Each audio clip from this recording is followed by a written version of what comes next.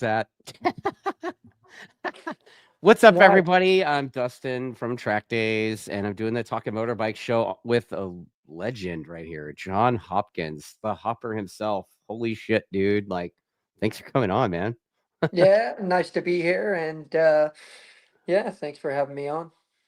You know what, man? Like, I first kind of met you really like when you were in your teens. Just walking through the paddock at Willow. I can remember you racing like a little 250 in the Formula One race. And my buddies and I were like, "Who the hell is this kid?" Like, you know. And then next thing you know, we're watching you on TV, or a few years later, obviously, but we're watching you on TV riding a Yamaha two-stroke thing in MotoGP. Like, yeah, Yeah, no, it was a I- big jump, man. It was wild. It was like a whirlwind. Literally, like just a whirlwind. From the age I turned 15, from 15 to 18 was just like a crazy whirlwind. yeah, And it was wild because it seemed to take forever to get to that point.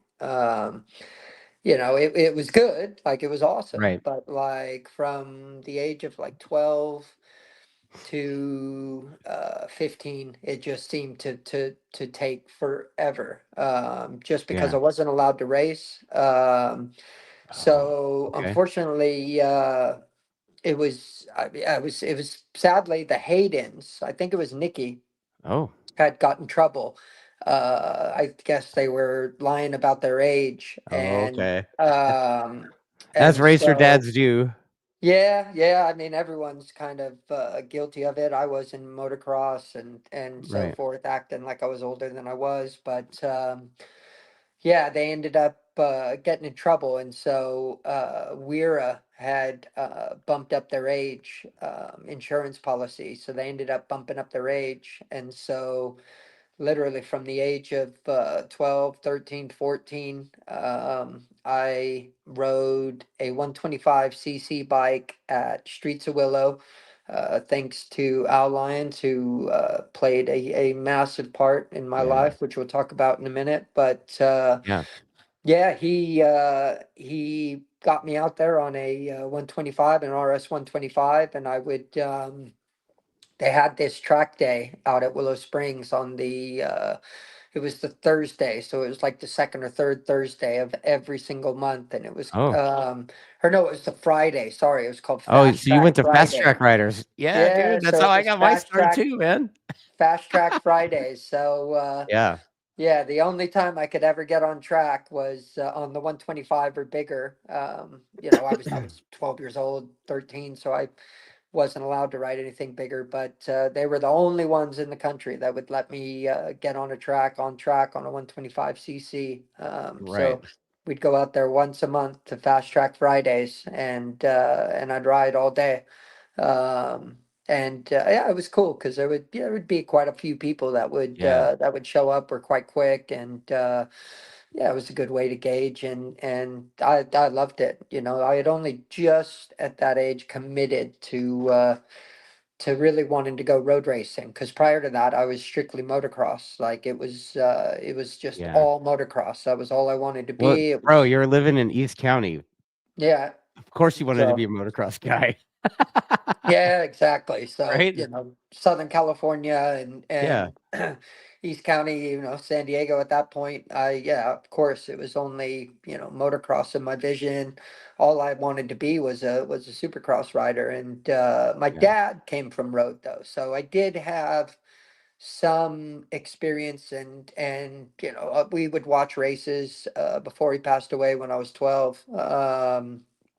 But yeah, it was mainly motocross, but and I'd started on a YSR. I'd started riding YSR 50s when I was it was about 8, 9 years old. Yeah, because it was at the Ponca City Amateur Nationals, when I did a kind of a crossover. It was like a silly little event, but they had it at the local kart track at Ponca City, which was really cool. It was like a exhibition race, and I raced it on my little PW 50, Yeah. and actually lapped second place. And then obviously my dad got chatting to people that were there, because it was also the YSR 50 national championship happened Right. that same weekend. And then there was a lot of people from Southern California, and they were like, hey, when you guys get back to California, you got to put them on our YSR 50. And then that was it. I did that. And then that kind of started my road race career. That's insane, man. Like I was just talking to you offline a little bit about like how that Willow thing and how WSMC was like where we all got started, kind of like I mean a lot of people did. And that club today, like years like I mean, the club's been gone for like 15 years, right? Yeah. Yeah, but it's still like has roots in the sport. WSMC is still like has tentacles that are reaching out still all these years later. Yeah, Yeah, it's pretty yeah, cool. no, it was good. Like when I was racing there, and finally at 14 I could start racing there. And I was actually racing both 125 and 250, Yeah. RS 125 and a TZ 250 by that point. But the cool thing is when I was on the TZ 250, people like Roland Sands and at the time the national 250 championship winning guy multiple times over, Rich Oliver, would always come. And whenever they Right. had an off weekend, they were racing at Willow Springs. And Mhm. it was a good opportunity for me to gauge my skills, because I mean those Right. guys were on the podium, they were national winners, they Right. were awesome riders. So when they would come to Willow and I eventually started mixing it up with them, it was like, holy shit, I can Holy shit, be I belong here. yeah, exactly. I can actually do something with this. And Yeah. that's obviously what caught the eye of John Ulrich, who was constantly out at Willow Springs racing himself even. Right. And yeah, so that's where it all started for me. So, you're talking about John Ulrich. I mean, I can remember you racing that 600.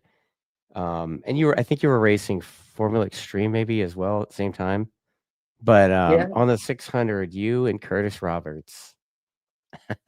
Yeah, we Like we had some gnarly battles, man. We always seemed to be together, and that was a cool time, because that was it's weird. Like you think of it now, and it just doesn't happen. But every single factory superbike rider, except for Matt Mladen was the only one, obviously, because he had won a bunch of championships. And Yeah. but he was the only one in the entire championship really that had the exemption, except for Ducati riders. Ducati And riders were, Harley guys because too.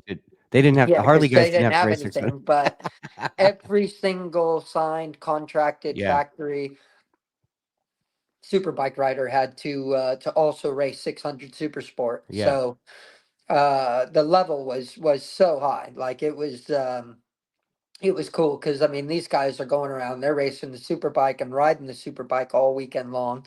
So Right. that 600, they just get out and just start nailing the thing. Wringing its neck for They're all it's they're worth. ringing it, and they're throwing it around. And there I am. I mean, at that age, that thing was like massive to me. It was quite big, Right. and it was a big bike, but I was just wide open. And yeah, just always me and Curtis always seemed to find each other on track. Dude, There'd be these you like 8 to 10 group battles, and yes. yet me and him would be knocking each other around. And Yeah. it was good though, man. It gave me aggression. It taught me how to ride aggressively. And And he'd run you into the weeds one lap and your bike would be all like gnarly.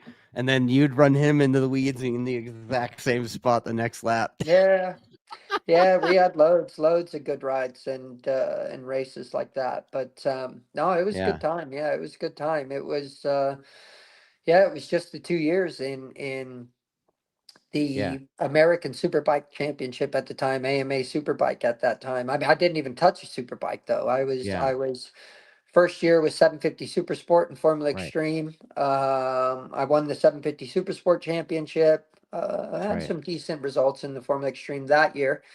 Yeah. Um, and then the following year was 600 Super Sport and Formula Extreme, which I won the championship in. Is the Formula Extreme, And and the Formula Extreme, you were you on a GSXR 1000 or was it prior to that? Were you on like no. So I can't the remember. first year in 2001, the first year in 2001, it was the GSXR 750. So the old school like SRAD bike. So it had like the big, massive like tail section, huge tank, and Yeah. then Huh? that was 2000. Sorry, The giant 2000. egg That was, shape is like an egg. yeah, big egg shape, like tail section and all of Right. that, which was quite funny. Big mouth. I mean, that thing was like whoa, like a big boat. Like a tank. Yeah. Yeah, huge, Yeah. massive The tank, gas and then tanks was like, I mean, it's like a coffee table, right? Like yeah, this thing's exactly. It was humongous. like Like by today's standards, the bikes back then were ginormous. yeah, I could be, as life went on and I became older, it's could say it's like riding in something else, but it's not. Those things were massive, but Yeah. that yeah, the next year was when they actually brought out a whole redesigned Suzuki, which never much it didn't change much from the design that Oh, 100%. the one that they initially brought out then in 2001. It was the complete change. Like everything was far more aerodynamic, and Right. Still had a yeah, huge it gas was tank though. yeah, it was still quite bigger, but Yeah. yeah, it was far more like aerodynamic, and yeah, it was a good bike. I mean, yeah, it was the GS6R.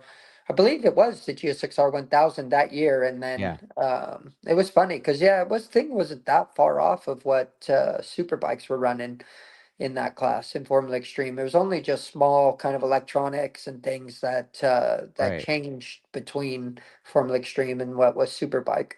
So, I mean, I don't know what kind of power numbers the bikes were making back then, this Formula Extreme bikes and stuff.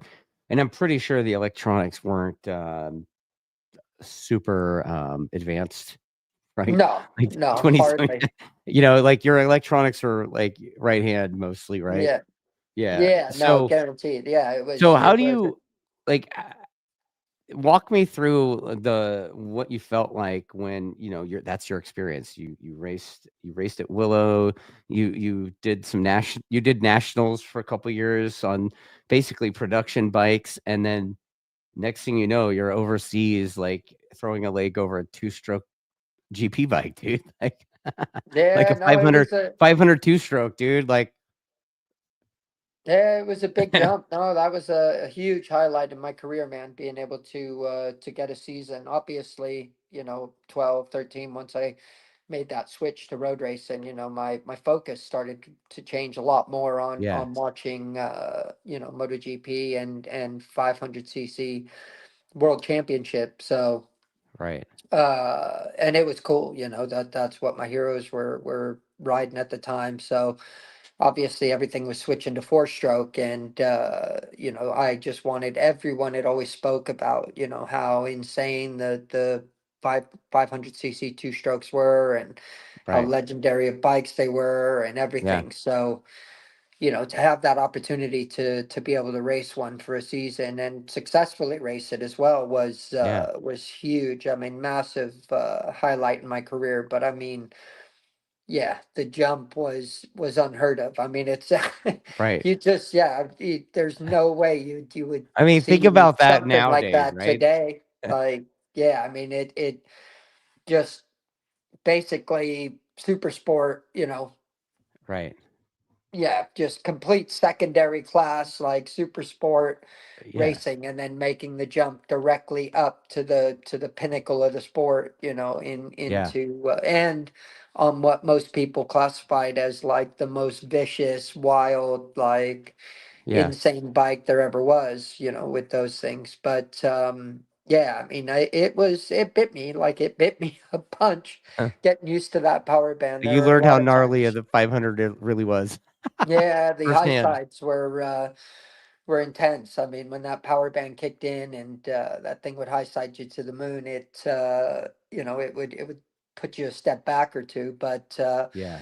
No, I was always good at being able to kind of tune that out and get back into get back into it, build the confidence again. But Right. yeah, it was a big step. I mean, it was funny. I had every single because I'd won the two championships back to back for Suzuki. Yeah. Suzuki were always my favorite brand growing up. I always because yeah, except for the bikes that didn't make them, but Suzuki was my favorite motocross bike growing up. And yeah, it was cool, man. I won the two championships for him, and then I just expected the natural course to move back up would to move up would go to Yoshimura Suzuki Superbike, and Right. it was funny. The following season, after I'd won the Formula Extreme Championship in 2001, I had Yeah. basically every single manufacturer was offering me a factory superbike ride for the following season, No shit. except for The one you Yoshimura wanted. Suzuki. And honestly, That's I crazy. if Yoshimura Suzuki were going to offer and had offered then I would have seriously considered probably staying and doing the superbike whole thing. And Really? yeah, I mean everything happens for a reason though. And it was funny. I found out years later and stuff that it was the kind of team kind of principal at the time that ran Yoshimura Suzuki, Mal Harris. He was kind of a bigger, chubbier guy, older Yeah. guy. But he did not like because I had my ears pierced, I had tattoos, and Right. already at that age, and he didn't like my image, and he was just like, nope, nope. Yeah. So He wanted all American clean cut, and you yeah, weren't that. exactly. So he didn't Okay. like my image. He didn't like what I was about, and then yeah. So Hmm. and then also like I made the switch, and I had a bunch of people, like all kinds of people, especially Mladen was like, oh, he's going to be terrible. He's going to be a disgrace. He's going to make a joke out of American riders, and Who's wow, dude. obviously because he did it at that age at a similar thing, and then made a joke of himself. So Okay. he assumed that obviously was going to be the case, and it was funny because it ended up being quite a successful year. Yeah, there Yeah. was a couple occasions that I finished top two stroke. Barcelona, like, yeah, that was only mid-season. I ended up putting it on pole position with 2 minutes to go in qualifying. Obviously, four or five other guys ended up jumping ahead of me, but Right. still qualified like fifth or sixth on the grid, Yeah. which was awesome. Quite a few top 10 finishes. And then, best part about it is I got the factory Suzuki offer to go to factory Suzuki MotoGP that following year.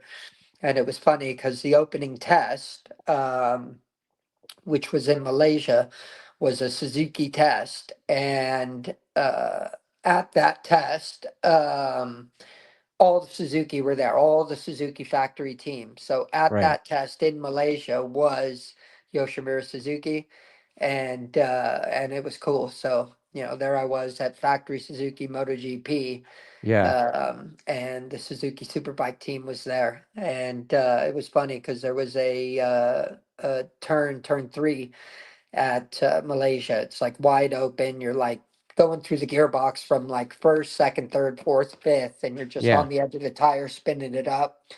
And it was funny because I caught him and I was like, "Oh, this is perfect! Like this is the absolute perfect timing."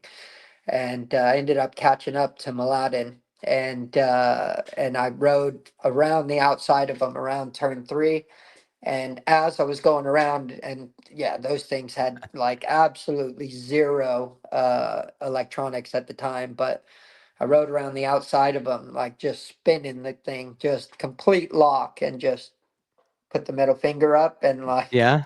and was yeah, it was, and that was like such like after all the bad press he had said about me, like when I was going Right. over there, that was like the perfect, you know what? And that Yeah. because I never said anything back, because I looked up to the guy when I was growing up and all of that Yeah. stuff. So I never said anything in return, but to be able to do that on track and then just like leave him was like that was super cool. That It was was like that was like a win. yeah, that was a career highlight. But Yeah, yeah, no, it was crazy. Yeah, it was a big jump, and whew, yeah, I just did everything, the team, and I, at 18 years old, I was living in France, got my own apartment. Luckily I had my girlfriend at the time with me. But yeah, it was a culture change, I but bet.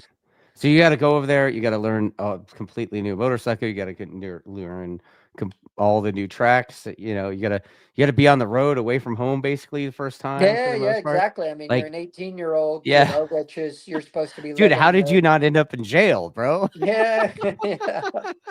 Yeah, well, you're supposed to be living the high school dream and Right, going out to high school parties and getting right. ready for college and Yeah, so yeah, I mean it's a big sacrifice, yeah, it's a big sacrifice. Luckily I came from British parents. So we were brought up, in a British way of life, and even though, raised here in California. So I think that kind of slightly prepared me for it because that's a yeah, struggle that a lot of Americans have over the years. They really, really right, struggle with having to live the pretty much 8 months out of the year over there right, in Europe. right. Yeah, it's, you know, you always see like, I remember when Ben Spies went over there, and it was, like, all about the cycling thing. It's like, it seems like the Americans that go over there, they just full on jump in, and they just have to do everything there and live there and train there and Yeah, basically no, it's yeah, acclimate you have to themselves or whatever, adapt. You right? have to adapt to the Yeah, lifestyle, and yeah, it's it's best to make friends and yeah, have people that you can relate to because otherwise it just gets lonely. You get lonely, you get burnt out, and right. yeah, it's that would is what I would say over these last few years of coaching. A lot of a few of the American riders that have gone over there and trying to make them successful. That's one of the biggest things Yeah, is more so to do off track than it is on track. Just, yeah, getting comfortable over there, learning to, just be adaptive and adapt to the culture, to the way of life and finding the fun in what you want to do, and the enjoyment because that's yeah, it's the same, it's same for Australian riders, Asian yeah. riders, non-European riders. It's a big sacrifice, and Mm, that's a big part of it. a lot of guys nowadays, they have coaches and stuff to help them with their riding and whatever. Did you have coaches like that over when you went over there? No, no, no, No, it was unfortunately not. Hard But Knocks. That's the school you went to, Hard Knocks? yeah, exactly, hard knocks. But the good thing is also back in the day. I mean, we had insane amounts of testing and Okay, track time. Like, I mean, insane. Like right now, we were already in Asia, Qatar, Australia. okay. We would go to Malaysia. We would do 3 to 4, 5 day tests alone in Malaysia Really? Okay. through the season, and then, I mean, we do 3 day tests at Phillip Island, 3 day tests at Qatar, 3 day tests at Barcelona, 3 day tests at Jerez. Um, and Well, I mean, you're a full-time job, bro. yeah, exactly. So I mean, it was literally our off season consisted pretty much of December 15th to January like 4th or 5th. That was it. No That shit. was other than that we were That's not what we testing. talk about on TV, man. Yeah, exactly. That was Wow. just yeah, that was it nonstop. And then other than that, there was a couple times in the year where we'd actually come back to California whenever we had more than maybe 2 or 3 weeks off. But other than that, it was yeah, a lot of track time. Obviously, they were developing the bikes, and there was a lot of stuff to get worked out with the bikes at that age. I mean, those things were Right, dinosaurs, the old first four strokes compared to what they're on now. So right. yeah, but in doing so, um, there was a lot of stuff that, you had to find every edge that you could, and Right. every, you know, thing that you could, while on track. I mean, when you're on track, circling the same track for 5 days in a row, doing 100 laps a day, and sometimes over, like you've gotta give yourself tasks and work on, different projects and things, Right. and so, there was a lot of stuff that we did to better our riding, better our skills, and I wasn't afraid to take advice from other riders, Yeah. uh, Okay. you know, past and current riders. So there was a lot of stuff. Yeah, You there had was you things did you that. have, like, a mistrust or something? Or, like, what made it so you didn't wanna listen to anybody other writers? No, I'm no, just no, I curious. did. Oh, you did listen to them. No, no, Okay. no, I did. So I was the writer that didn't mind like taking advice, Oh, and okay. yeah, I wouldn't listen to anybody else, like even, Okay. and it's funny, and writers today do exactly the same thing, but Right. you got mechanics and crew chiefs and stuff like that, which will tell you, one thing that you have to do on track. They're looking at the data and they're like, look, you need to do this on track. And as any writer, which honestly, every single writer that I've ever worked with does this today. And like when you've got the mechanic or a crew chief, like I said, saying that, the writer goes, "Oh, well, if you think it's that easy, you go and do it then, fucking No idiot," and shit. doesn't listen to him. Mm. But I could come in, tell them, and I'll come in and tell them the exact same thing. And obviously, because they trust me, because they know I've been there, done that, they know Right. they know I know what I'm talking about.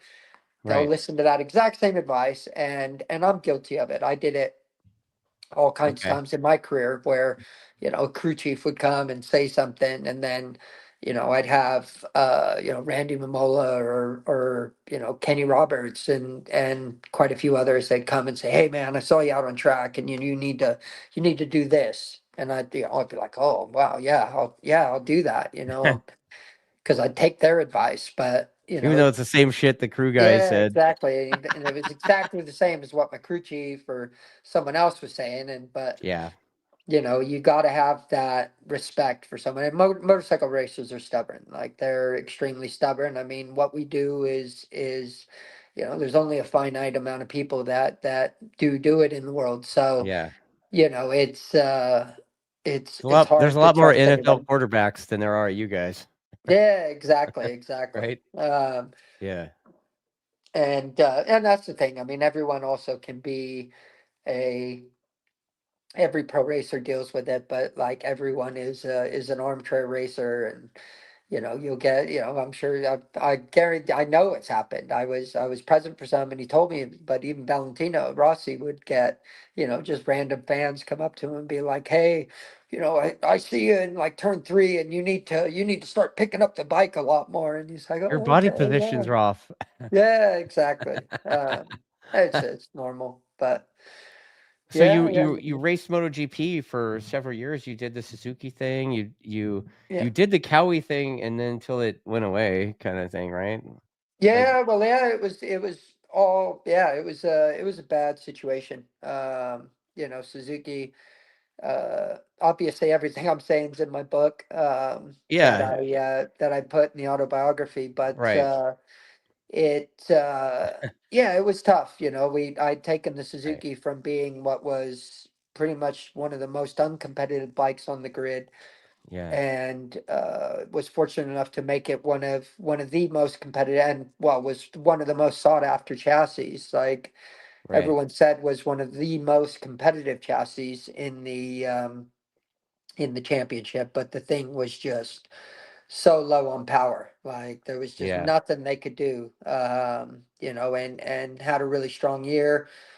First at the preseason test in '07, I was every single preseason test I finished first. Malaysia, Barcelona, all of them, every one of them. I was P1 at every single preseason test, and I went to Qatar 2 weeks prior to the first race of the year, and yeah, I was doing a long run, massive long run race simulation. I was like nailing super good times, really, really good. and it was coming towards the end of the simulation, and I ended up catching some slower rider, and it was it was more of just a pride thing. I literally didn't. I wanted to like have like the perfect race simulation with like Right. completely consistent race times, and I ended up going for this pass. And instead of just setting it up and saying screw it, like I'm a second or 2 seconds slower this lap, um, I ended up trying to go for the pass, and I ended up shooting up. It was like fast consecutive right hand corners there at Qatar. And I just shot up the inside of Sylvain Gintoli, and there was no chance he was going to see me. He closed me right off, and it just sent me over the high side. I ended up Oh shit. breaking my scaphoid and severing a tendon in my right wrist, which was quite severe. Scaphoid is also like one of the worst bones Yeah. as a motorcycle racer you can possibly break, just purely It's that because little it tiny is. one with low blood flow. Yeah, Yeah. and it doesn't Yeah. heal. It Yeah. it takes forever to heal, and it can just massively screw up motion within the wrist.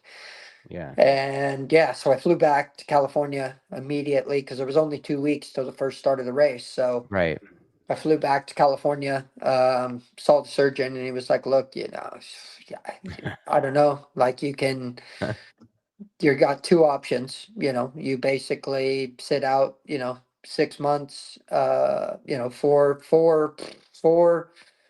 like, yeah, it was around 4 months, like 4 months, 3 to 4 months, you're going to have to sit out entirely, because one of the tendons had to be pinned, and like it was a massive thing. So he was like, look, you're going to have to sit out literally like 3 to 4 months. And I'm like, there's no way, like it's not happening. Championship Or starts in 2 weeks. Like, what do you yeah. mean? Yeah. And so I just said, screw it. Like I'm gonna figure out how to ride with a broken wrist. And so I gritted my teeth, and just showed up at the first race and was just like, look, I'll get through this season, and then, at the end I'll, whatever, I'll work on trying to fix the wrist at the end of this season or Right. whatever. And showed up at the first race and still ended up fourth. I was in the battle for the win all race. Right. I mean, it was insanely painful. Like, oh, like it was tough, Yeah. like insanely painful, but still ended up finishing fourth right off the back of Danny Pedrosa. And just carried on. And it wasn't until like good few rounds in that I started to actually just get remotely comfortable on the bike, with the broken wrist. And I got on the podium there in China, and then it was still a great season. Freaking Finished He-Man, fourth. dude. Yeah, it was good. Finished fourth, but it was funny because mid-season during that year, Kenny Roberts, senior, came up to me, and he was like, "Hey man, it's awesome what you're doing this year." And I don't know, we were in the hospitality, but it really stuck with me. And it wasn't even mid, it was like just pre-mid-season. And he came up to me and he was like, "Look, you're doing awesome this year." He's like, "Look, man, uh, you need to get off that Suzuki. That thing's never going to get more power. Suzuki do this, they do it. It's like their normal decade run.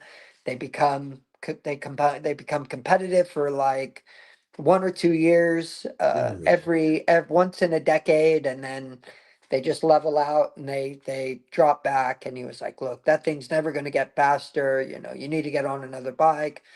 And so I thought about it, and I was like, "Holy shit! Like, yeah, that's I got this guy telling me that." And Right. anyways, the Kawasaki was fast. Like it was fast. It was really fast. The only thing that was wrong with it was the chassis was uncompetitive. Everyone struggled with the chassis on the thing, but engine wise, everyone knew like the thing was actually fast. It just didn't Hmm. handle worth a crap, and the power was a little bit uncontrollable at times. But Yeah. so I was like, look, I can go there. yeah, it might be a 1 to 2 year project, but I can Right. literally go there.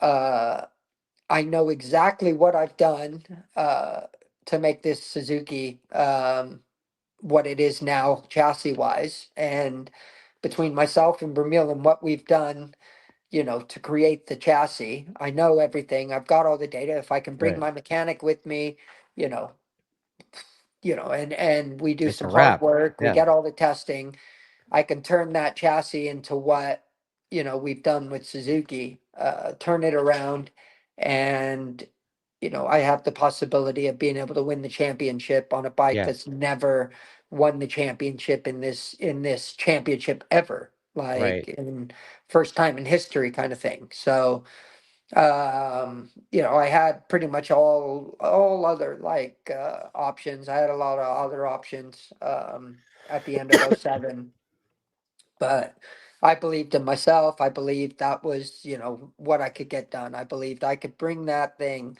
to a competitive chassis, make it happen, Yeah. and win on the thing. And so, yeah, that was the plan. Move forward with that, and yeah, it was a shame because I rode the thing for the first time literally the day after I was on the podium in Valencia, Spain, finished fourth in the world. It was great high at the end of Suzuki career. It was all good. And yeah, rode the Kawasaki, boom, directly after, like the day after. Right. And I was like, man, this thing is terrible. Like the chassis is, like the thing was You're tiny. like, what Like did I do? yeah, so I mean, at that stage, no, not at all. Right. I was like, I've got a lot of fucking work to do. Like Yeah. that, I've got a lot of work to do. Like this, I've got a Yeah. massive amount of work to do. So I did. I put my head down and like I think every day in that test and all of those postseason tests, I did like 1 to 120 laps every time, trying to collect as much data and give as much feedback as I possibly could so that they could go Right. away for the off season to try and, bring Fix us it. back Yeah. a lot better bike to start the year with. And anyways, we did that. Sure enough, we had the month off or whatever, show up, preseason test, and bike was exactly the same. Nothing, no changes. I was like, Right. You're guys, like, like, bro. I was like, what, what's going on here? Like, this is not, this isn't the deal. Like, Yeah. and they're like, oh yeah, we're gonna have parts, in the future. Like, they're coming soon, coming soon. Right. Second test, third test, coming soon, coming soon. I'm like, guys, like, I constantly kept crashing because my elbow would catch my knee because the bike was tiny. Like, it was like insanely like tiny. Hmm. It was built around, Shin Nakano, Randy DePunier, and these guys were like, 5'4", 5', 3, 5'4". Jockeys. Yeah, tiny like guys, and it just yeah, there was constant. There had to have been like 3 or 4 crashes in the beginning of that year where I would catch my elbow on my knee just by being so crunched up, and I'd end up losing the front, and I'd be like, oh, and then it was bad because then Yeah. I used to watch all of the website forums at the time, and like there was all kinds of stuff like, oh, he's a sellout. He only did it Read in for the the comments. money. And it was bad. Like, and it was something I probably should have never done. My wife, yeah, she hated it. She was like, she would go insane. And it's funny because a lot of writers were guilty of that. And did exactly that. Like Stoner was like extremely bad for that. What, read in the comments? Yeah, reading the comments, and he would Really? constantly he'd even go as far as like logging in as random people to try and fight with people online. Yeah. And yeah, I mean that stuff can kind of mess you up, and so it did with me that year. And yeah, that was a few tough years for me, personal battles, and Right. I had a few things happen, but I wouldn't take it back. I wouldn't take any of it back. Right. All of it. has made me who I am today. And if I hadn't Right. gone through, what I had gone through throughout my life, I wouldn't be the person I am Right. today. And yeah, I'm proud of who I am today, and yeah, Yeah. proud of what I'm doing today as well. Yeah, I mean, look, I ran into you last weekend. Um, Christian Daniels, Red Bull Rookies Cup kid. He sends me a message. He was like, "Hey, dude, like we're in town. Like you should come out and run." I was like, "Cool." So I'm thinking I'm gonna roll out to Apex. I haven't been there in a couple years anyway, so I was like, dust off the 450, lube up the chain, let's roll out, right? And I roll up, and I see all this Alpine Star shit, and I was like, "Oh shit, this is like huge Alpine Stars gig." I'm like, "Okay." And immediately I see Frankie Garcia, I see you, I see one of your partners, I can't remember what his name is. Matt Dill. Yeah, I saw Matt, and then I'm seeing like Rennie Skaysbrook and like, Jeremiah Burton. Like I'm like, holy, like, how did I get, like, who the fuck am I? Like, so I hung out, and then I ended up talking to you for a little bit. And I didn't even know up until like maybe a couple weeks prior to that that you were involved out there. So tell me a little bit about Apex Racing Center, because that place has been around forever. I've interacted with Sherry, a million times. Like she was always super nice with me. And I always liked going to Apex because it was like taking the supermoto out to like a real road race track instead of like a janky cart track. Yeah, You know what I exactly. mean? Like Yeah. it feels like a real road race track. And um man, like I hadn't been there in a while, but already whatever you've done, like when did you pick up the place? So we And why? And officially how did it took it happen? over Like in like late August. August. Okay. August of this last year. So we haven't had it that long at all. Okay. August of like 2024. So it all started. We basically took over. My partner Matt Dill and I. We ended up taking over Ovale USA. Oh, So we okay. took over the importer and distributorship of Ovale USA this last year. So those of you who might not know, Ovales are basically the monopoly of mini road racing, like around the world. Right. It seems like it If is. yeah, like oh, massively, like it is. They've got the monopoly of mini road racing, so they are basically little mini MotoGP bikes, like so cool. Like I wish I had ovales when I was growing up. I mean, Oh, yeah, YSR 50s RSRs. back then Woo! were fun, that but they were like the standard wallowy street bike, compared to a MotoGP bike. Like these Right. things are like little mini MotoGP bikes, and in conjunction with that, MotoGP, where I've been and been a race director of the American racing team for multiple years, but Ovale have the Ovale Mini World GP, Mini GP World Championship final, which they have at Valencia, Spain. So they host it on the same week as the MotoGP final. Oh, But okay. basically, there's like 60 plus countries that are involved. And out of these 60 plus countries, two finalists. So the two top winners from 160 class. There's three from the 190 they get picked. All Okay. get to go to Valencia, Spain for the final MotoGP race to test their skills against the Okay. best in the world. And so every single year, I mean, I would find out about it because I would end up going to the final on the Thursday. So Right. they would always have like every country. So, riders like Begnaya and Huh. Pedro Acosta or Mark Marquez or whoever would be, every country has their own ambassador who would come out, support the Okay. race, support the kids. And, I'd always head out and check it out. And, it was cool, it was cool. And unfortunately, American riders have been struggling in that event, for quite a few years now. Huh. And, I built up a good relationship with the Ovale people. over the last few years, and I knew the former distributor quite well, and built up a good It's like relationship with him as Brendan well. And Credo. yeah, Brandon, and Yeah.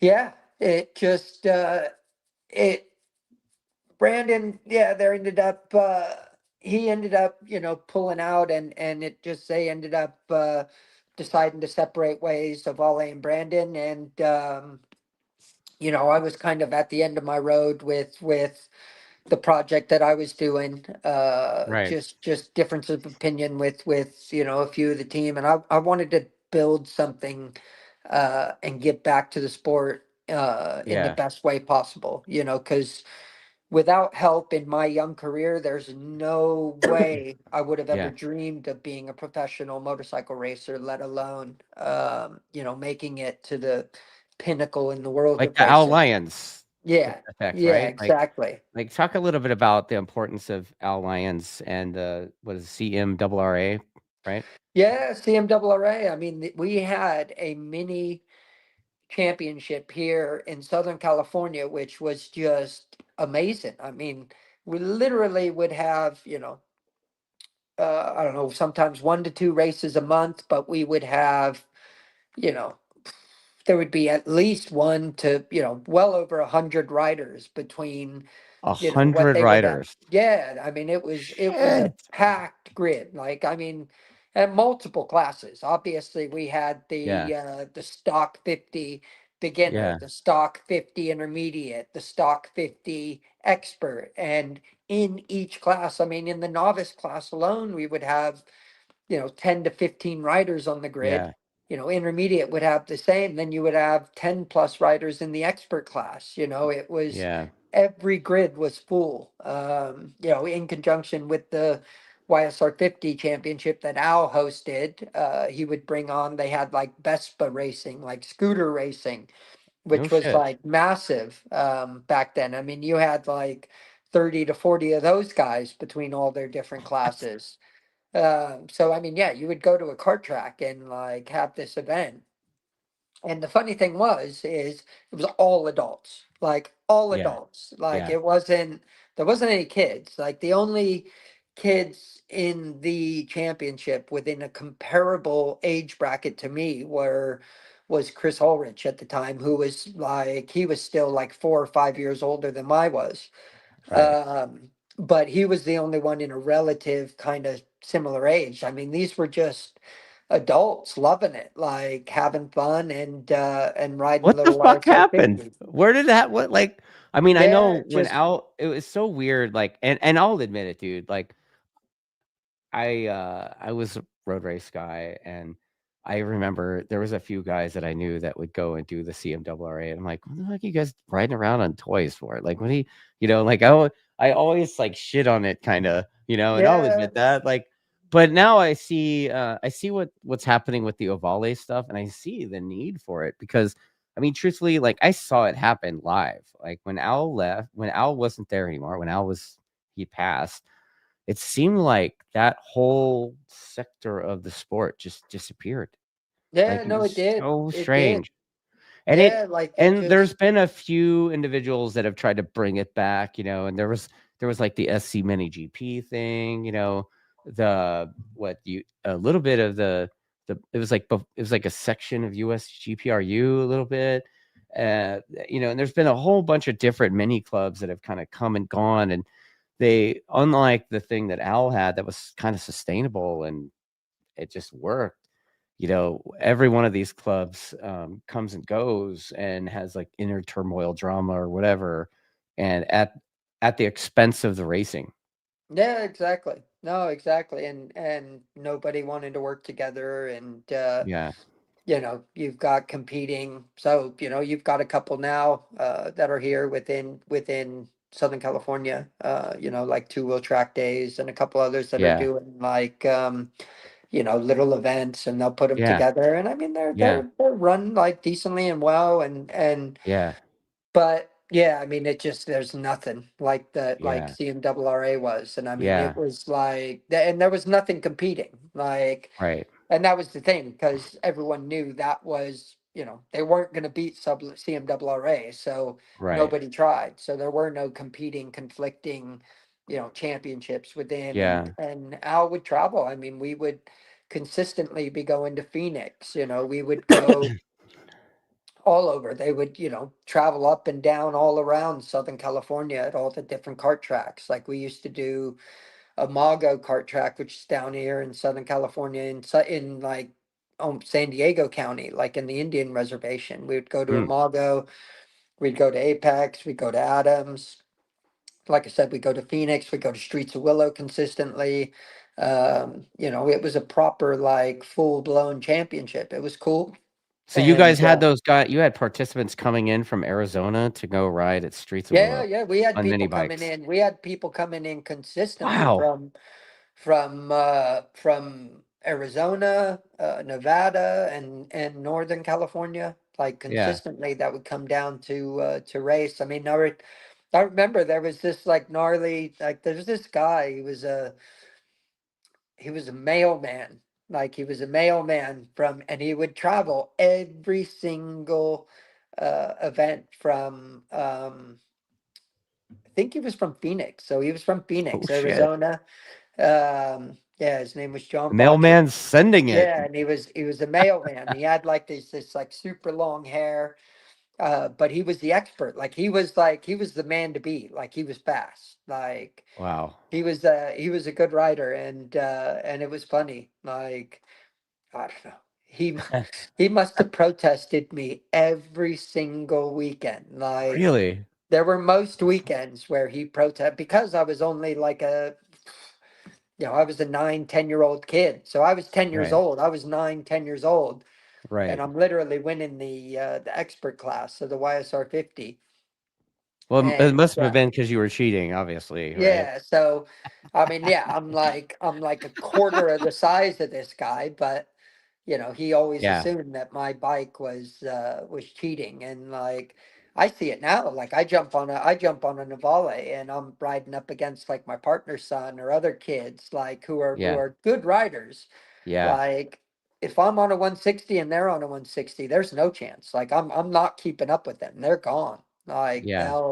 they'll leave me. Dude, I Just mean, you looking at like Christian Daniel and that Kinthe kid and yeah, uh what's his name? Rory, that Rory kid that was out. yeah, yeah, yeah, Man, yeah. I was just like, My manager. Rory went by me. I was on the 450. Rory went by me and I was just like, you just go ahead and go, dude. Yeah, no, they're no, it's crazy. They're Yeah. solid. Yeah, Rory Skinner. I've been managing him now for a couple years from Yeah. the British Superbike Championship. Raced in the Moto 2 MotoGP Yeah. Championship for a season, and yeah, he's a good rider. But no, we've got some solid talent right now coming up. Yeah. That is our initiative with what we're doing in Ovale. So Yeah. I know for a fact, like I did it in my career. I've put a lot of other riders and I've seen it. I've seen it happen live. I did it myself, but taking a kid from motocross who, at a young age is Right. racing motocross competitively, Yeah. they grow up on and riding the 50cc, and then you get a kid, at whatever 8 years old, 7, 8 years old. I mean, kids 7, 8, 9 years old right now are Yeah. literally riding supercross tracks, like riding little mini Yeah. supercross tracks. They're Dude, I've like seen that video of that insane little kid riders. on the whatever, what is it, a 65 or something? That little kid that he got DQ'd from the event because he cleared the triple. Something, Yeah, you know what I'm no, talking and about? it's yeah, you got these kids and they're scrubbing and their Yeah. bike control is just insane, like unbelievable. And Yeah. yeah, I mean it's not easier, it's different, but the Yeah. bike control needed for a road race bike, like it just the kids jump onto a Navale and within 6 months these kids are going as fast as these things can No allow them shit. to. Like, So is that what you're planning on doing? Is having like a camp thing where you You have the kid.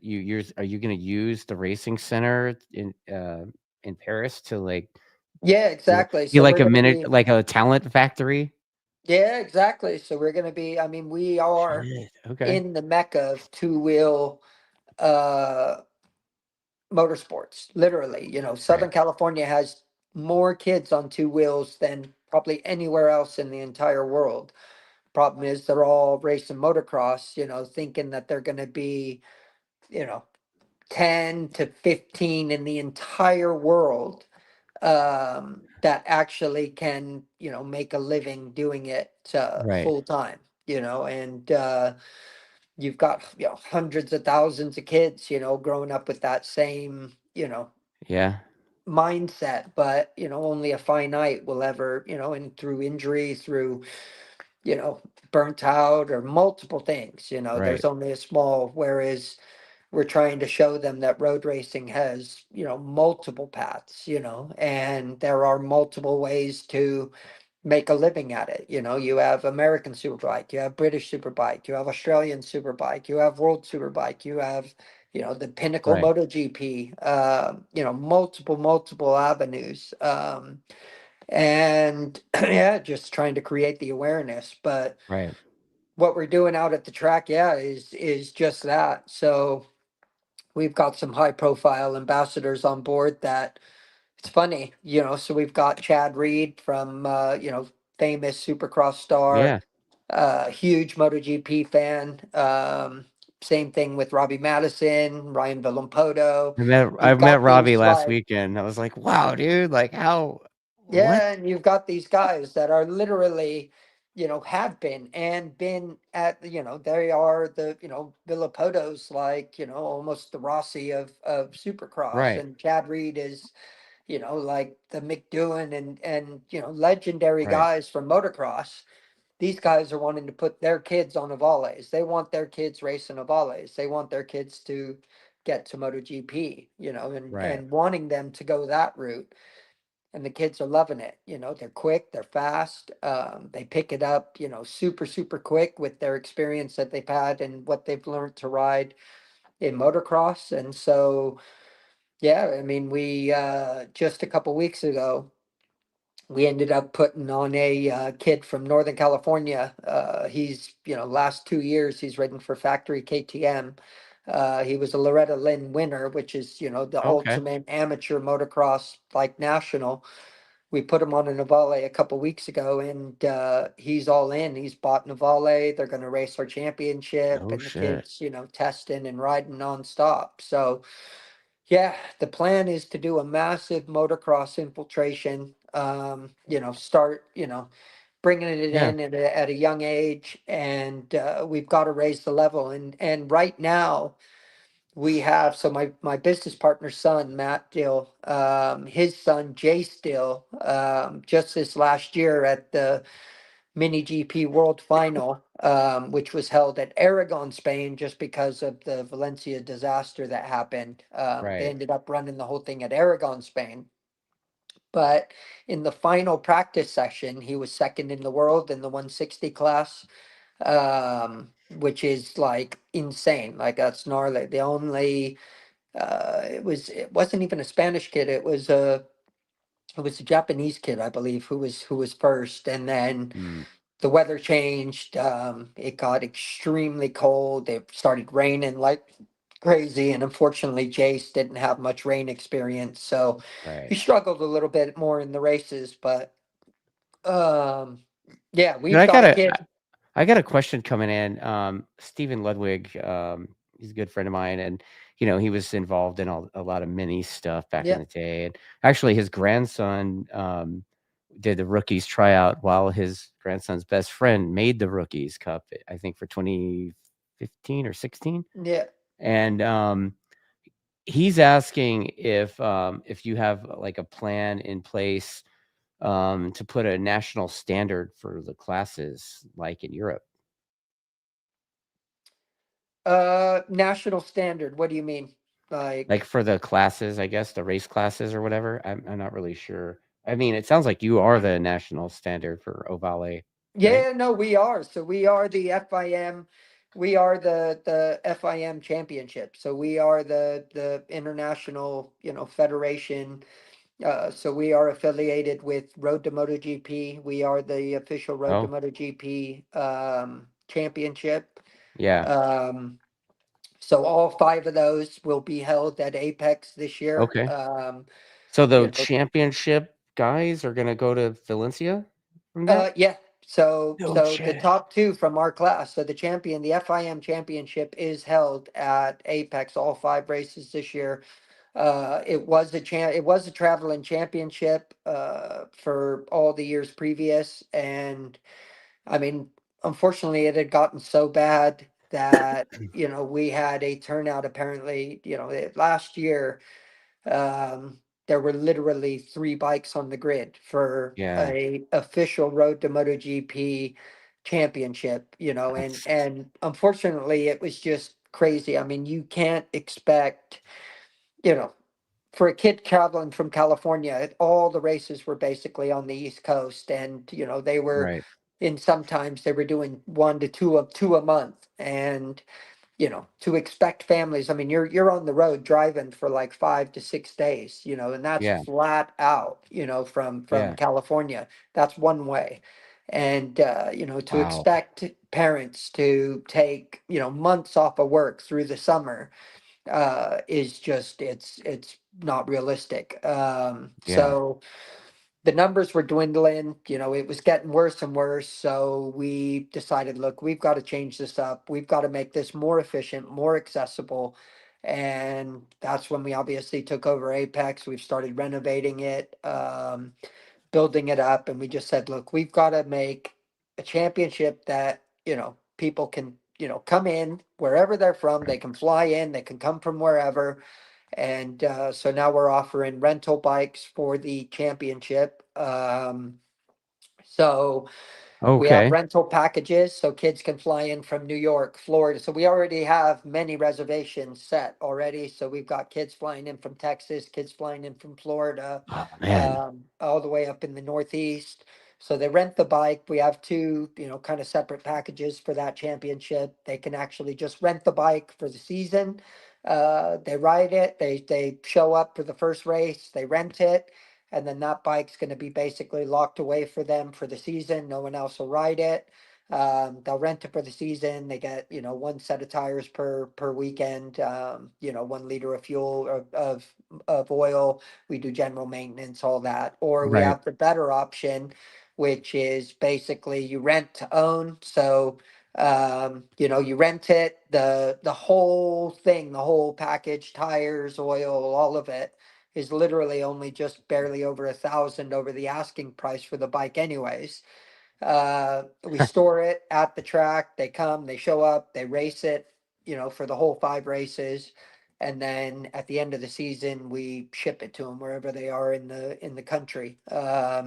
So we've got quite a few people that are doing that option, but yeah, we're just trying to make this thing more accessible, trying to get the numbers back up there. Like I said, we brought in quite a few kids from the motocross sector, Right. which are taking this thing on and trying to change this sport around, man. Because I heard one of the most, and it's one of the most saddest things ever. But I've never heard of more dedication in my life. But we're talking about Christian Daniel, who's over Right. here, top kid Yeah. in the Red Bull rookies. He's over there Right. killing it.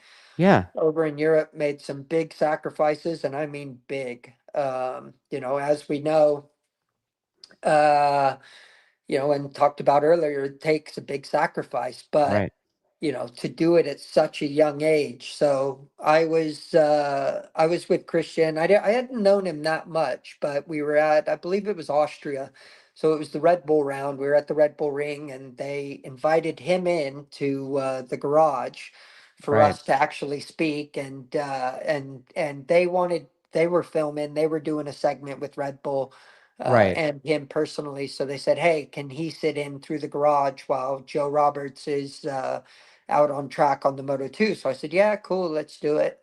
And so we're there. I'm doing my thing while Joe's out for the I don't know. I think it was P2 of the weekend, and Yeah, we're sitting there and we're talking and we're chatting, and he's like, "Yeah, I'm loving it over here. It's good, blah blah Yeah. blah." And I was like, "All right, cool, man." And I was like, "Hey, so where are you from?" And he's like, "Oh, I'm from Los Angeles." I said, "Oh, cool, man. Yeah, I'm from Los Angeles as well." Like, yeah, awesome.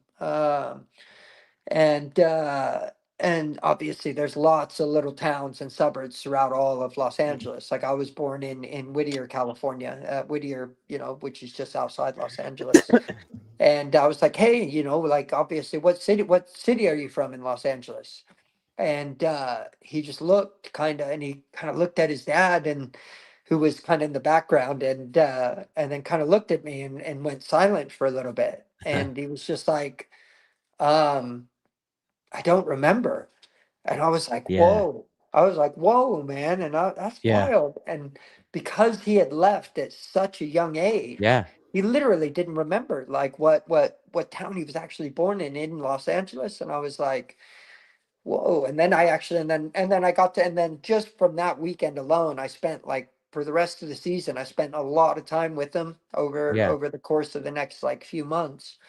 At the races, I'd always talk to him, and, always spend some time with him, and, found out a lot more about their story, and, Yeah. what had happened, what they did. And they made the sacrifice at a very young age to move to They sure Spain, did. and where the sport is at its, highest at that level. And they did it. They did the deal, and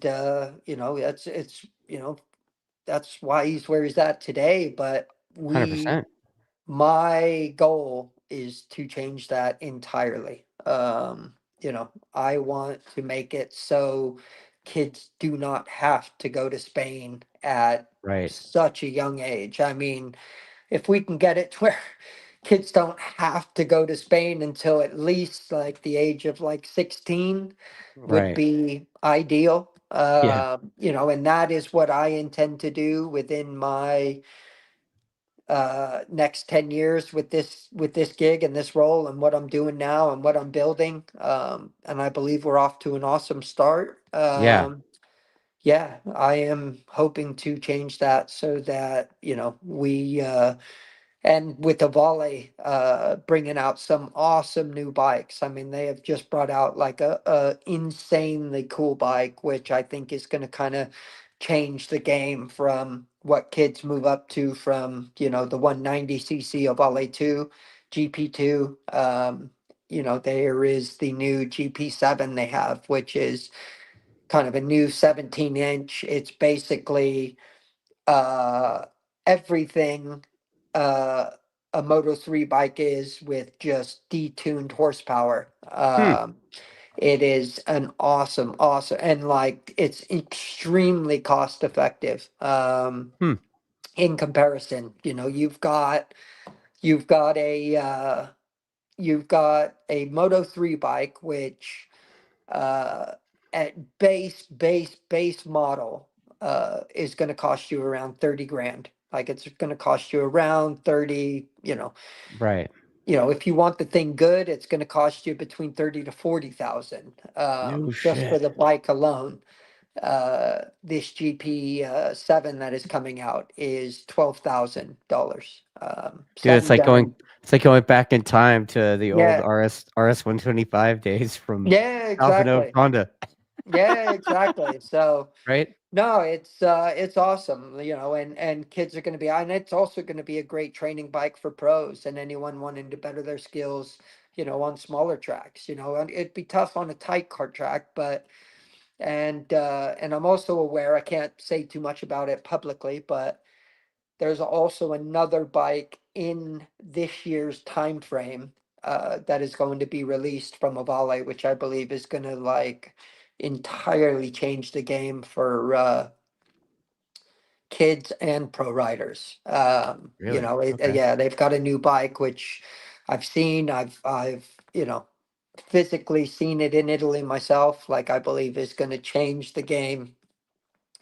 for how you know kids, pros, everyone ride Right. on kart tracks, and what bike is going to be the primary bike. But yeah, I'm excited about it. It's a new venture. It's something I'm passionate about. Yeah.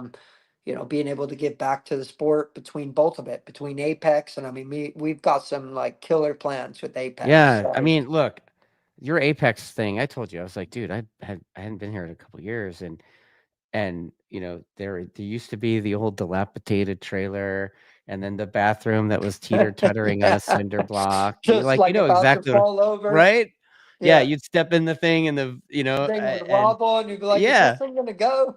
Yeah, and so I roll up and there's all this a bunch of concrete pads, and you got garages with roll-up doors, and you've got a proper office now, and the bathrooms are still outside, and they're Yeah, way they're still better. They're no, we're way still better. building that up. We're still, but we had to change what was there, but Yeah, still put in something semi kind of permanent to yeah, build up. But no, the ultimate plan's going to have full like big bathroom showers. People can show up, ride. We've got storage units, which are storage garages, which we're going to also increase, which we have now. Still yeah, quite a few. There's still a couple that are available, but you can yeah. you can rent them for the year. Leave all your stuff so everyone can leave their carts, their bikes, their Hmm, gear, everything, so that they could show up, literally ride, right out of their garage, their personal garage, and then take a shower, perfect. And then, if they're in their car, they can drive home. Um, right. yeah, we've got a lot of I saw you plans. filled in the hole. Yeah, You yeah, filled in the hole with concrete. yeah. We No more filled in the busted hole wheels. there. There were so many. I was, I had torn up. I've got a brand new Pirelli Metzler tire on my supermoto bike. And this was earlier well, it was like April of 2024. I'd come back because I was only here for 2 weeks. Most of the year was obviously over in Europe because of the MotoGP schedule and my Right. home in England. But yeah, I came back in April. I was like, all right, cool. I'm gonna go ride my supermoto. Broke out my supermoto, was all excited, like happy about it, and go to ride. And I just clipped the hole in the chicane, and by the time I'd hit the hairpin, tire was done flat. Mhm. Ripped a hole in the tire, brand new, wasn't even scrubbed in, and I was like, ah. And yeah, so we finally filled that thing. And I mean, honestly, I don't know many riders that didn't Dent a brand new wheel on dent the a brand supermoto? new wheel, rim, tire, everyone on that thing. So yeah, we are actually, for the championship though, we are going to not make it so easy to run over. We are going to kind of put like a little speed bump there and make it so Okay. the riders do have to Okay. utilize the chicane there for the championship. But yeah, I mean, it's yeah, a lot better You than what had it some was. you had some other stuff going on out there as well. Like, do you wanna talk a little bit about that? Like, you had that thing, what's it called again? It's like it's kinda like an electric strider. Yeah, so we've got the Stay What's Six that? track. Stay 6, there you So go. yep, Stay Six. So Stay Six are you know crazy. It's what every young kid has nowadays. They're basically kind of like little, uh, you know, your feet are stationary, but it's like a little, they've got the 8, 10, 12, 14 inch uh, bicycles, but you don't have to pedal. It's like basically an electric throttle. Right. Um, and it's crazy. Like they end up selling like I don't know, a million unit, well over a million units nationwide of these Stasics bikes. And anyways, you go to like circuits like Glen Helen Motocross Park or Fox Raceway, or they've got Stasics tracks, and they're literally getting in upwards of like 400 participants No per kidding. event. And anyway, so we built a track there, and it's basically like a large scale BMX track, Stay 6 tracks, where the kids can Right. they're kind of like rollers, very hard packed, very similar to what supermoto tracks are, Okay. and similar to kind of like supermoto tracks with like large rollers, large tabletops, where the kids can still go up and down and roll, but super hard packed. So we figured, yeah, we've got to put one of these in. So, we can get super young, whatever, 4, 5, 6, 7 year Now old kids coming.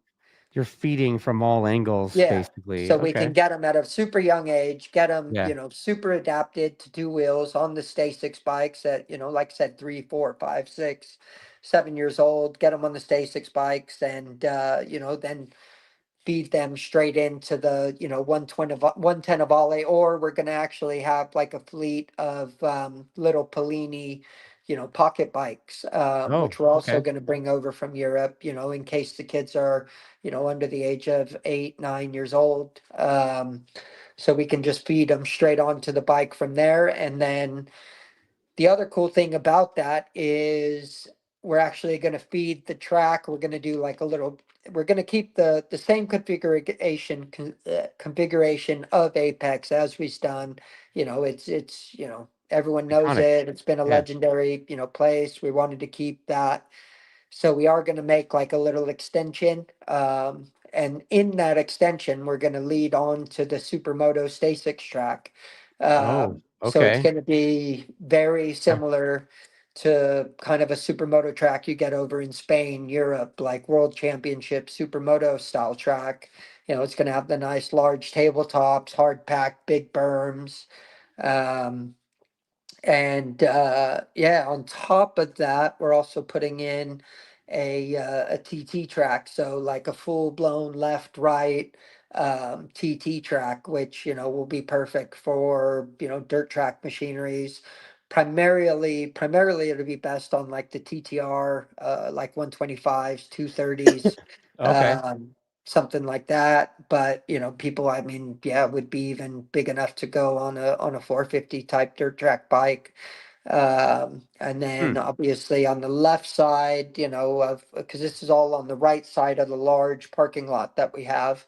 Right. And then it's going to be fully lit up. We've redone all the lighting on the whole facility. Since So we'll be able August. to, yeah. So we've, yeah, we'll be able to run at night. My partner, I got to thank my partner for it, Matt Dill. The dude's wide open, man. Like the guy Yeah. is nonstop. Like I've never seen a guy so motivated and just I don't know where he gets his energy from. He's doing everything he can for his kid who's nonstop doing hundreds of laps a day on a Yeah. Navale, and he's wide open working, controlling multiple businesses. But yeah, no, he's wide open. And yeah, the left side of the parking lot there, we're actually going to set up full skid pads. So we're going to asphalt the entire parking lot.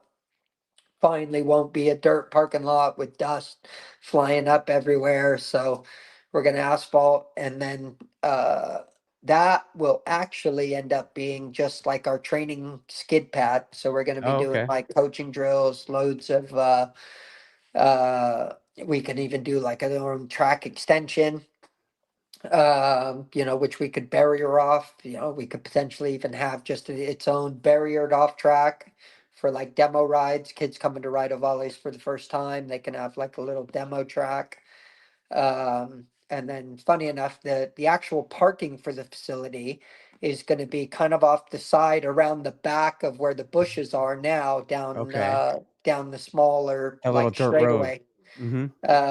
So that's where all kind of the official paddock's going to be, because where the bushes are, all the bushes are where the main straight. Well, it used to be the main straight. Then they ended up using the longer straight for a while as the main straight. But we're going to Right. resort back to the shorter straight being the main straight.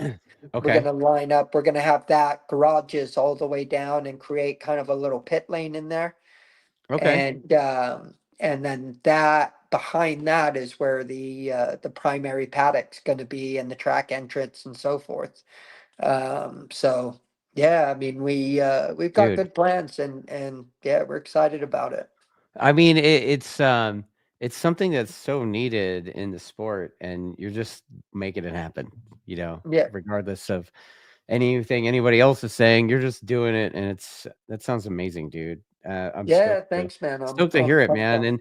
And the thing is, like you said earlier, I when we talked, I saw you point at Christian Daniel, and you're like, "Look, man, my goal is to make it so that guy doesn't have to move to Spain." Yeah, And, that's a harsh reality of the way the sport is right now, and, even with insurance and stuff, I mean, for a guy like me that does the big bike thing on the track, the insurance company several years ago made it so, like, you had to be, like, 14 unless there was, like, some special waiver or something, and that happened all of a sudden. I wanna say, like, maybe 2011 yeah, and, or yeah, yeah. 2010. But, yeah, I mean, it was like all of a sudden, it was like it was 12 before, and then it went to 14. So, there has to be somewhere for that skill set to develop before they get on big bikes, 100%. right? 100%, Yeah. so yeah, it's what we plan to do, and we've got people nationwide. So, we want to build the business model. We want to show what can be capable, what can work, show that it can work. And already, just in this year, I mean, just since the Alpine Star event, literally in the last Yeah. few days, we've closed some big dealers who want to do kind of follow our example and use our lead, like the top pro race team Okay. in Moto America, who Sean Dillon Kelly writes for. Right. He's on board, so they're going to be our Florida dealer. Okay. Um, he also, in his shop, sees a high amount of motocross traffic and people from motocross and local Right. motocross guys. So yeah, utilizing Sean, they're gonna set up like a little coaching camp there in South Florida, like around Homestead, Bushnell, around those like tracks over there in South Florida. Sean's gonna be the coach. We're gonna, hook him up with some Ovales. He's gonna start putting kids on Ovales, and then, boom, they go to the top pro race shop to buy them. And he's, super like cool guy, like everything. Sean has always spoke really highly of the guy. He helped Sean through his career like massively. Yeah. Similar to myself, Sean's family didn't come from loads of money, so without a lot of support throughout his young career, he would have never been a professional racer, let alone Right. where he's gotten to. So uh yeah, that was one of the guys that was crucial in his success. Yeah. And the guy's super big in what we're doing. He loves the project, loves what we got going on. And we have quite a few of those around the country. We've got It's epic, man. a guy in Texas. So that is the plan nationwide, is to build this thing up, build the business model, and then expand it. And it's not like we're Sounds keeping exciting. anything secret. And Yeah. yeah, I mean, we're excited about it. It's everything's, we've got momentum. Liberty Media, who intend to put a massive amount of focus into the American market towards MotoGP. The new Okay. owners, their primary target is to break the American market, and they wouldn't have spent 4.5 billion if they didn't think they had a chance in doing Yeah. it. So, with what's happening at the pinnacle of the sport, with what we're doing at the base of the sport, I think we can turn this thing around. And I I don't like think it. it's going to be long before we're going to see an American world championship rider, a world champion in the pinnacle of the sport. And to be Yeah. able to go and say, I had my hand in that, is hugely respectful. And yeah, just an honor, like, is something that I'm extremely passionate about. And yeah, I'm excited about it, man. I dig that you're reaching back to your roots and giving back. I think it's great, and it sounds like you got some pretty good plans, dude. Like, I'm Yeah, stoked to hear it. Like, it's way more than our little chat on Saturday, that's for sure. yeah, no, Yeah. we've got it pretty thought out. And we got a lot of support from Dorna, from MotoGP, Moto America.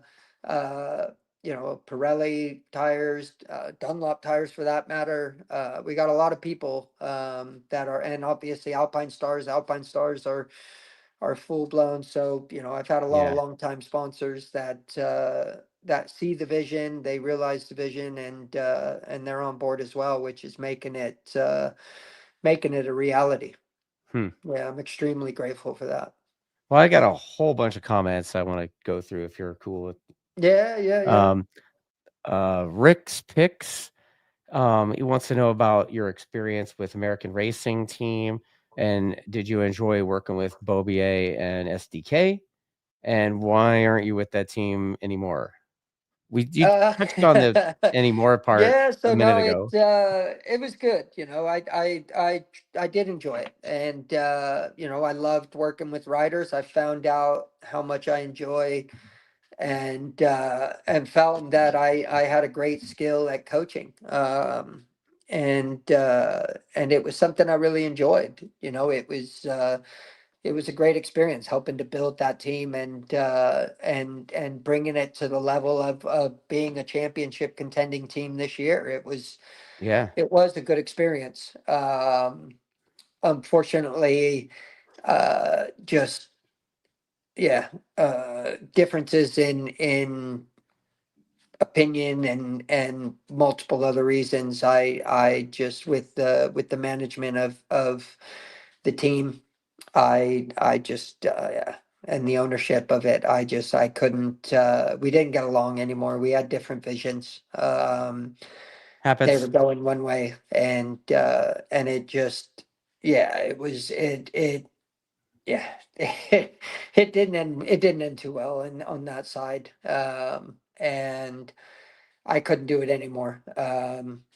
Things were going in a way that I couldn't. I just didn't want to be a part of anymore, and it was a shame because Joe and I had, especially this last year, Joe and I had a really successful run and really good year, and yeah, it didn't go the way that I would have hoped, and so I had to kind of take another direction in my life, and Yeah. I wanted to go and give back and put a lot of effort and focus into what I'm doing now. And yeah, obviously, I still have a great relationship with Joe. I have a great relationship with every single one of the writers. It was great Yeah. working with Cameron.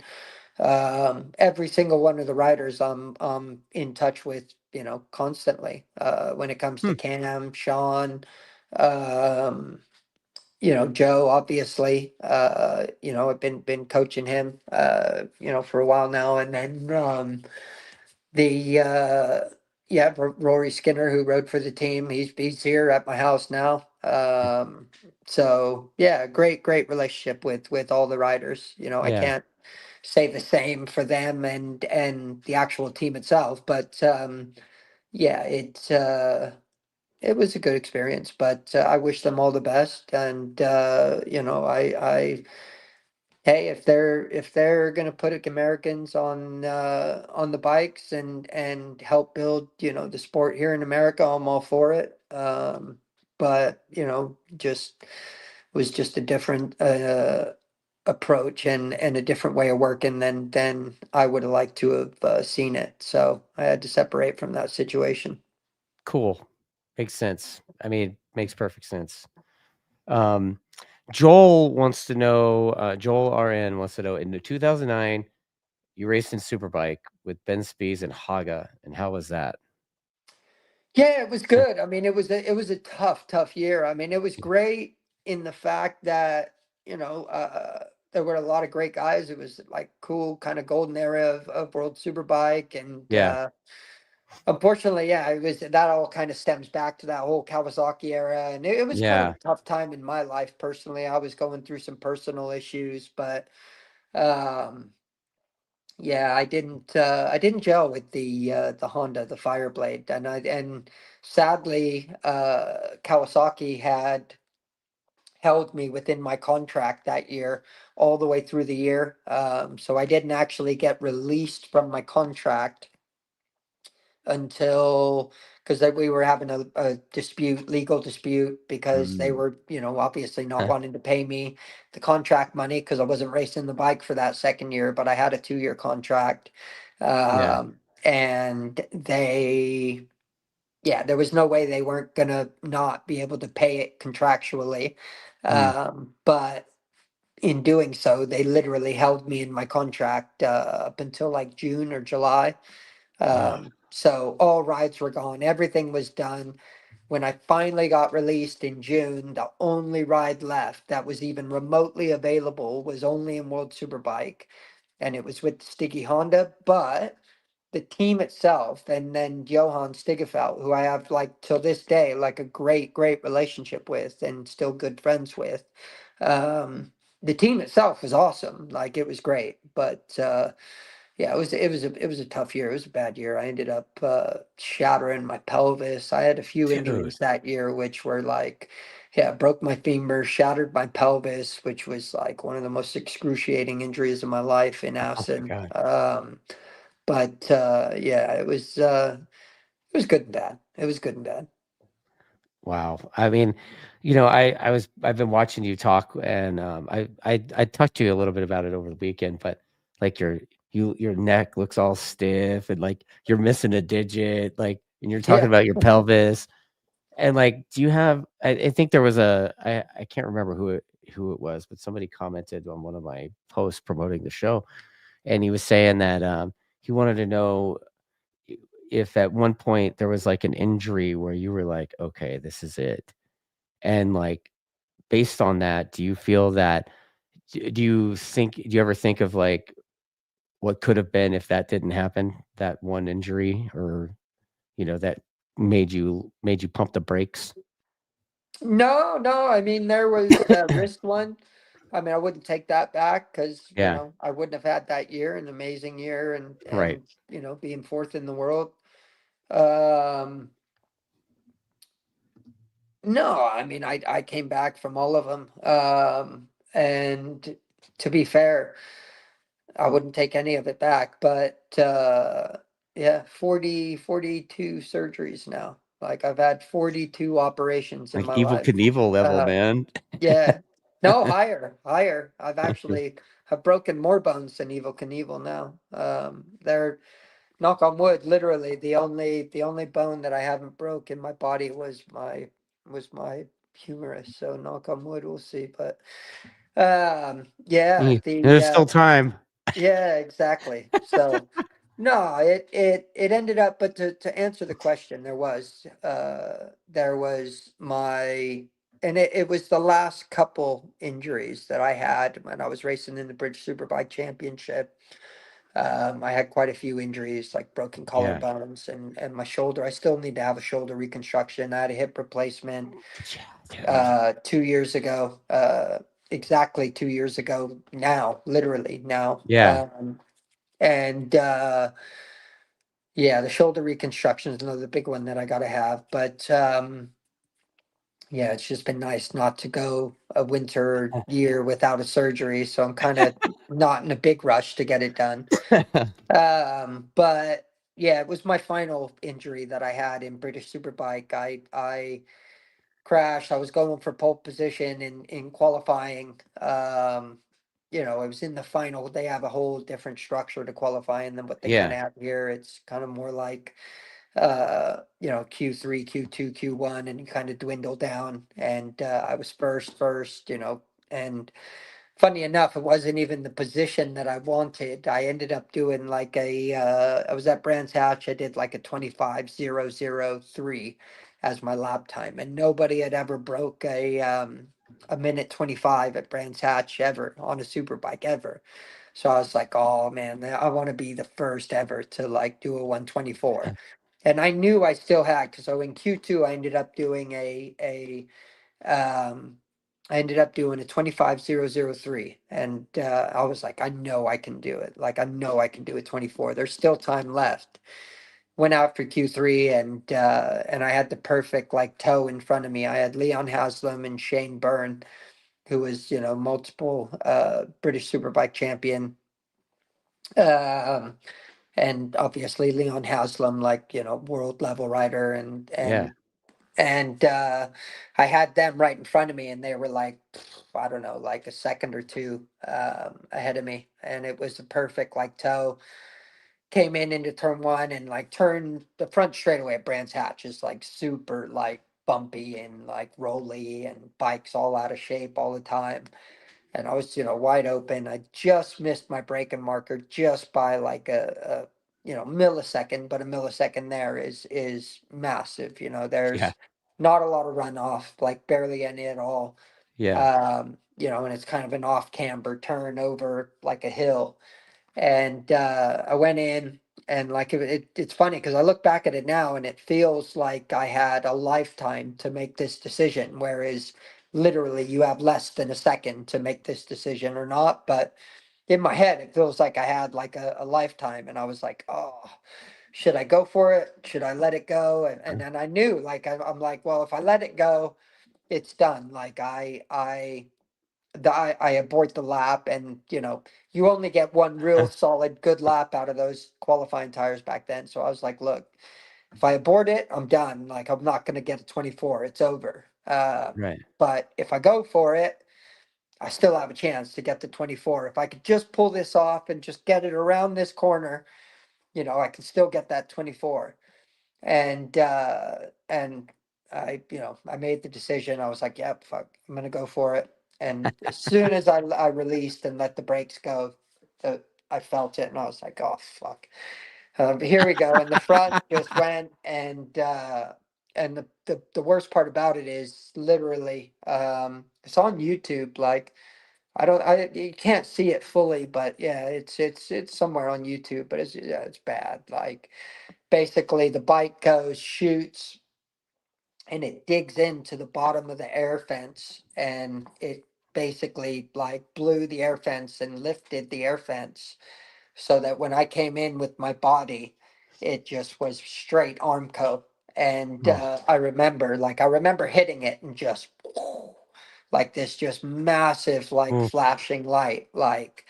And then and then I was like there conscious, and I was like, so always throughout my entire career, I was always the type that stood up first, then evaluated like my body. I'd get up, and then, then be like, okay, where am I at? Like, Yeah. waiting for that kind of adrenaline to run off to kind of feel. And so I was like, soon as I like stopped, I was like, oh shit. So like I got up, and I got up onto my hands and knees to stand up. I rolled over because I was on my back, rolled over, got onto my hands and knees. And then I got to my hands and knees, and I was like, oh fuck. I was like, oh fuck. Like, yeah. Oh fuck. I'm bad. Like, I'm not good.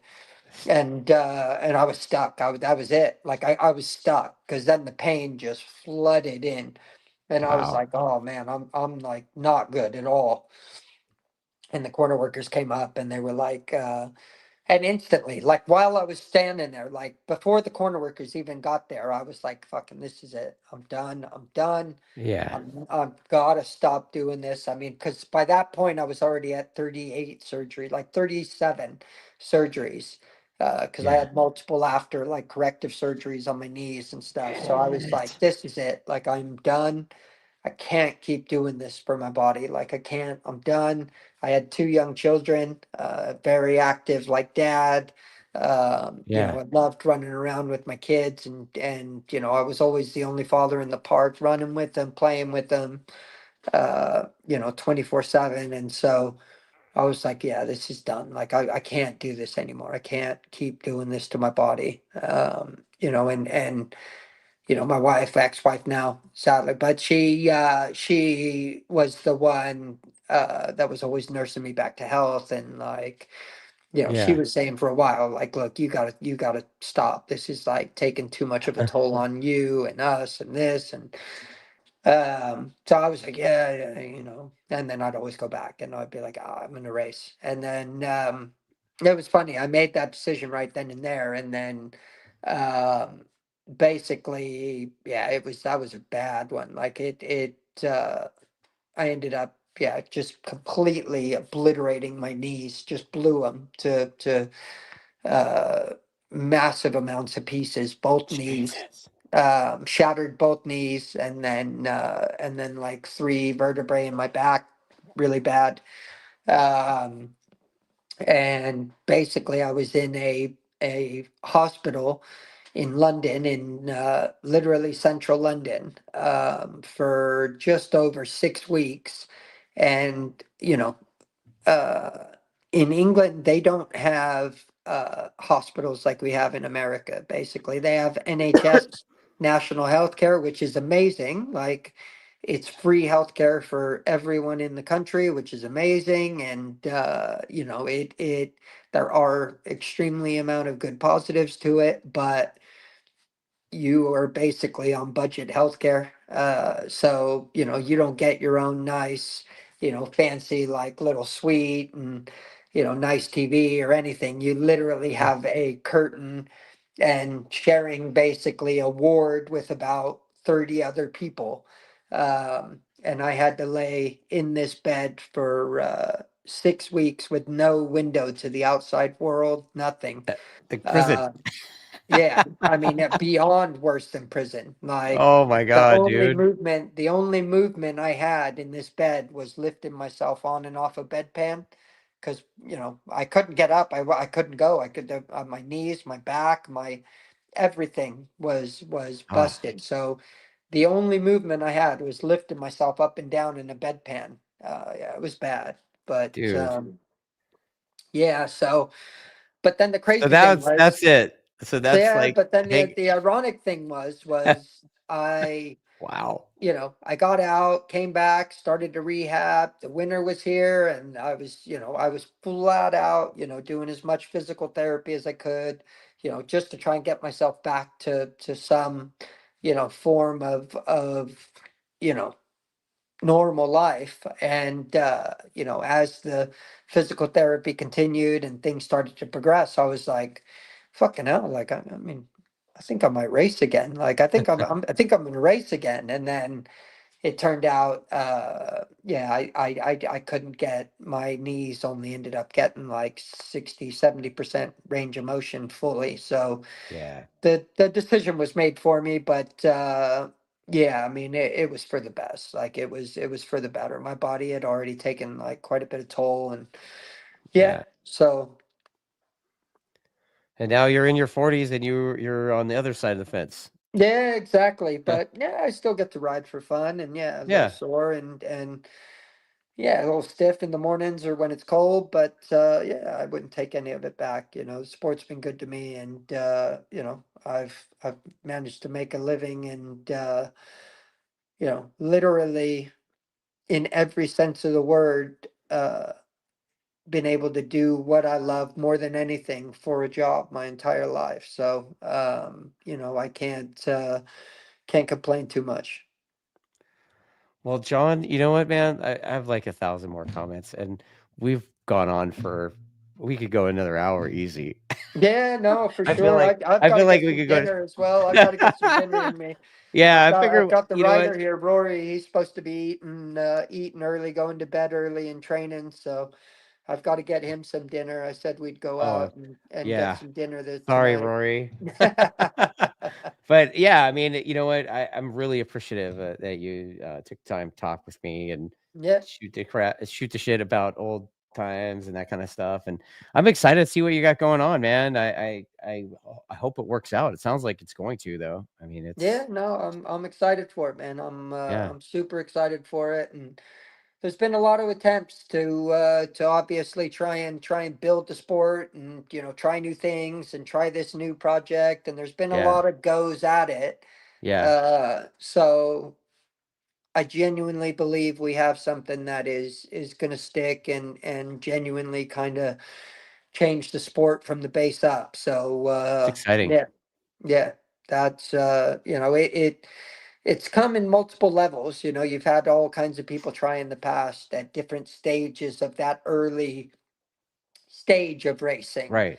Yeah, whereas we are literally covering the base of the base. Like, the base of the base, and hopefully Yeah. going to build from there, because that's what's been missing. And then as we go, we're going to fill the gaps as we, as we start to increase the numbers, we'll fill the gaps as we go. As there's a commenter right now, Sean Summers. I know you know him. Yeah, yeah, He's saying basically that this whole thing is like your field of dreams. yeah, exactly, man. Yeah. No, people are saying it like that's, Yeah, yeah, that's exactly, what it's going. It it's is, epic, it man. is my field of dreams. It's something that I'm extremely passionate about, and yeah, we're seeing the progress now, and yeah, it's not gonna be easy. There's gonna be a lot of work behind it, and Yeah. yeah, we're prepared for it. But yeah, I'm excited about it. Well, John, you know what? It's been a great chat. Thanks everybody for watching this thing and commenting.